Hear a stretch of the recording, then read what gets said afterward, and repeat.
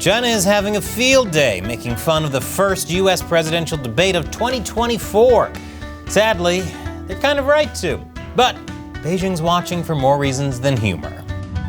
Welcome to China Uncensored. I'm Chris Chappell.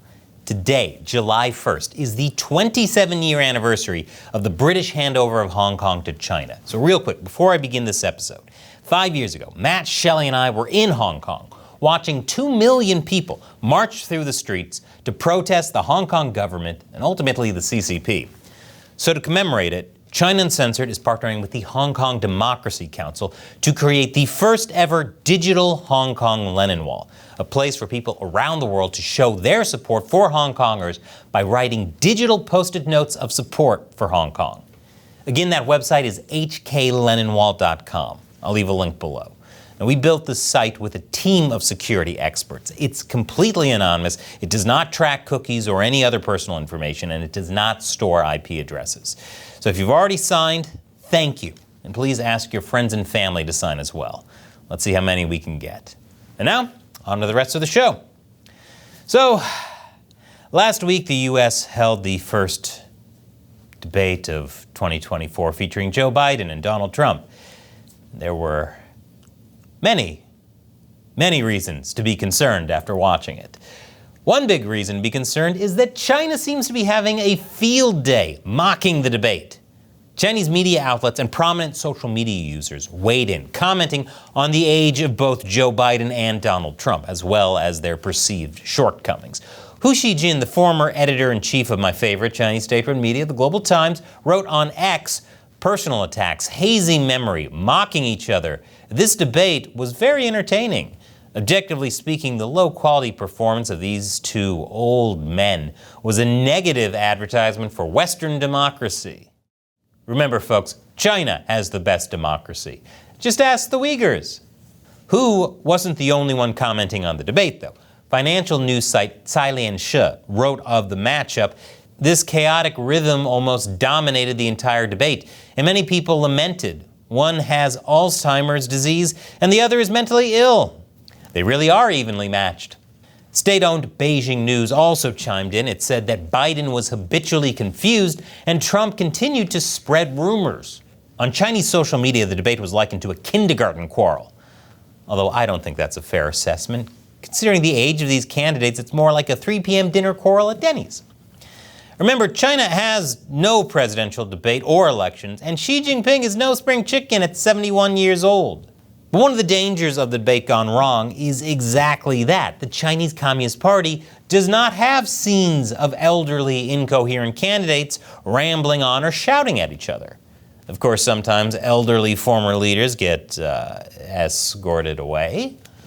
For years, the CCP has been claiming that its one-party authoritarian system is in fact a democracy, even one that works better than the U.S.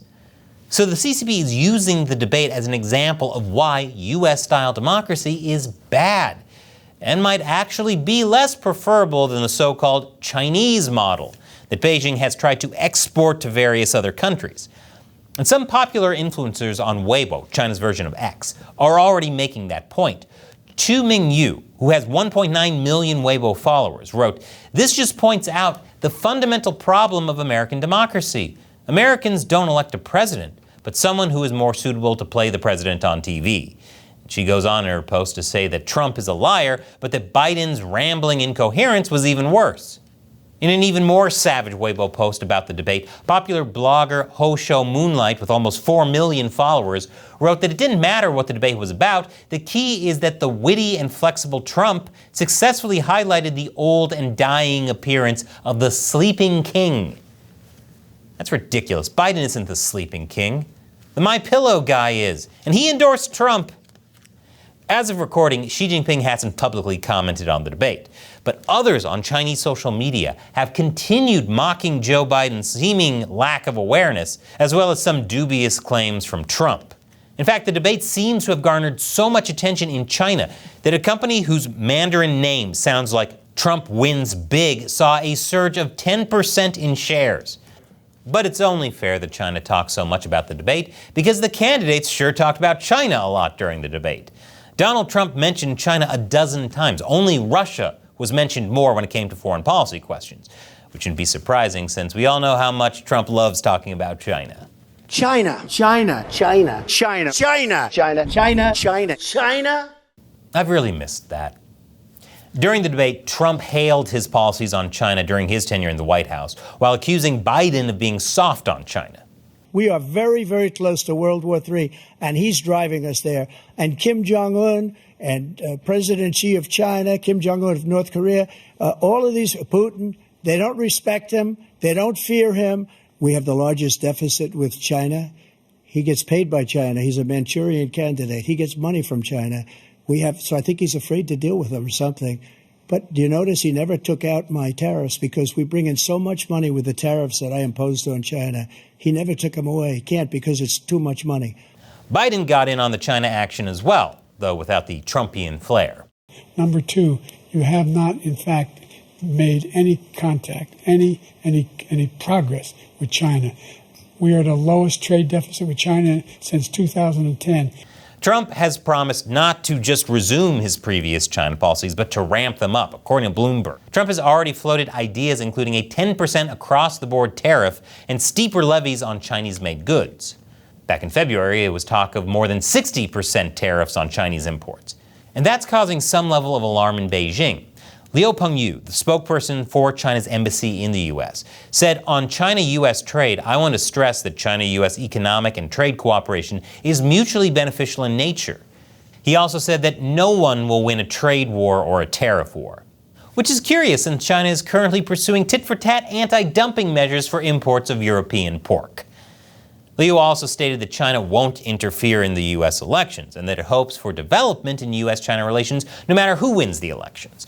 But he did say that the CCP opposes the U.S. frequently making an issue of China in the election. China won't interfere in the elections? I wouldn't put too much stock in that statement. China is already seeking to interfere in the U.S. election, as it has with other countries. The question is what the Chinese Communist Party, with now the largest navy in the world, will do if it views the U.S. as being unstable. It's unclear exactly what either Trump or Biden would do regarding China if elected. But you can be sure of one thing. China Uncensored will always call out the CCP. We need your help. For as little as $1 a month, you can support us on Patreon so that we can keep uncensoring China.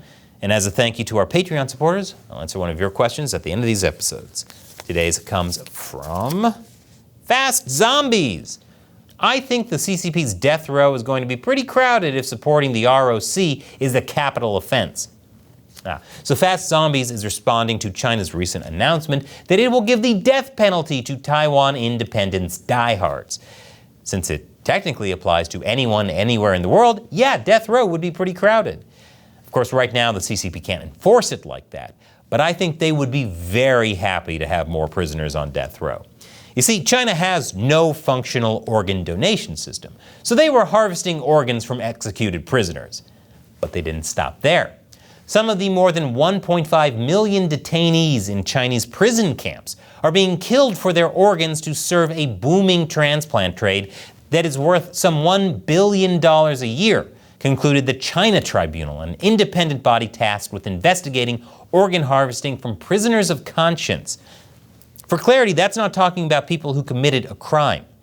The Communist Party launched a massive persecution of Falun Gong practitioners in 1999, using them as a massive volunteer organ bank.